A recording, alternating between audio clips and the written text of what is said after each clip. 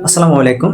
তো আমি বাংলাদেশের রাজনীতিতে একটা জটিল প্রশ্নের অ্যান্সার দিতে যাচ্ছি, যেটা হচ্ছে বাংলাদেশের প্রেক্ষাপটে, যে রাজনীতির প্রেক্ষাপটে যে আপনার হচ্ছে বিভিন্ন দল থাকতে পারে, যেমন বিএনপি, আওয়ামী লীগ বা জামাত, মানে এগুলোতে বড় বড় যেগুলো দল বা এনসিপি, গণ অধিকার, যেটাই হোক, মানে সময়ের সাথে সাথে কেন নিজেকে পরিবর্তন করে। মানে এক কথায় আমি যাকে আমরা যেটাকে বলি যে সোয়াবিন মার্কা, যেটা আমাদের ভাষায় বলি। তো এরকম কেন এরকম হয় জানেন?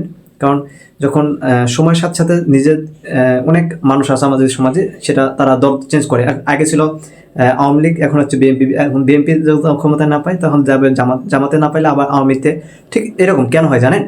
কারণ তারা যদি সময়ের সাথে সাথে নিজেকে আপডেট করে না নিতে পারে, তখন তাদের ব্যক্তিত্ব হারাতে হয়, তাদের অধিকার হারাতে হয়, তাদের ন্যায় বিচার মানে পায় না, এবং হচ্ছে তারা সমাজে অনেক অত্যাচারিত হয়। এই জন্য তারা সময়ের সাথে সাথে যেই দলই আসুক সেই দলের সাথে আর কি সোয়াবিনের মতো আর কি মিশে যায়। তো মানে সব মানে তরকারির সাথে মিশে যায়, যেমন যায় সোয়াবিন, ঠিক এইরকমটা।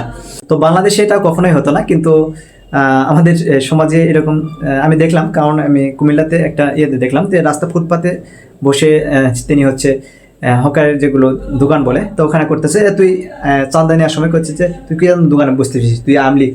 এখন হাতে আবু করছে যে না, আমি আওয়ামী লীগ না, আমি হচ্ছে আমার 14 গোষ্ঠী বিএনপি, মানে এরকম বলে সে তাকে এই রাস্তাতে টিকে থাকতে হচ্ছে তার ফ্যামিলির জন্য, তার বিবি বাচ্চার জন্য।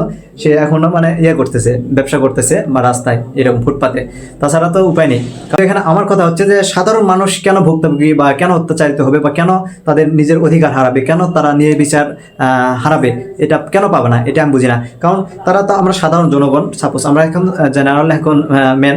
তো এখন আমরা সাধারণ মানুষ যে কোনো দলকে যার যেটা পছন্দ অনুযায়ী ভোট দেওয়ার পর একটা দল তো বিজয়ী হবেই, এটা স্বাভাবিক। কিন্তু বিজয় হওয়ার পর সাধারণ মানুষকে মানুষ হিসাবে কেন দেখা হয় না? যে আগে ও বিএনপি করতো, আওয়ামী লীগ করতো, ও জামাত করতো, এরকম কেন করা হয়? আমরা চাইবো যে যে দলই ক্ষমতায় আসুক, অবশ্যই তো তাকে একটা যদি ভোটে বেশি হয়, তাহলে একজন মানুষ হলেও তাকে বেশি ভালোবাসে, অবশ্যই তাকে পছন্দের, ওই জন্য তো তাকে রাষ্ট্রের দায়িত্ব দেওয়া হয়েছে। সেক্ষেত্রে আমি চাইবো যে সবাই যেন রাষ্ট্রের অধিকারগুলো পায়, অধিকার, সুযোগ সুবিধা এবং শিক্ষা, চিকিৎসা সব কিছু যেন তারা সমানভাবে পায়, এবং তারা যেন কোনো প্রকার অত্যাচারিত না হয়। এই জন্য আমার এই ভিডিওটি করা আর কি। এটাই আসলে সততা, ন্যায়পরায়ণতা বা হচ্ছে সাম্যের পথে এইটাই বলে। তো যাই হোক, সবাই ভালো থাকবেন। তো এটাই ছিল আমার ছোট্ট একটি মেসেজ, এই জন্য আর কি আপনাদেরকে মাঝে শেয়ার করলাম। ধন্যবাদ।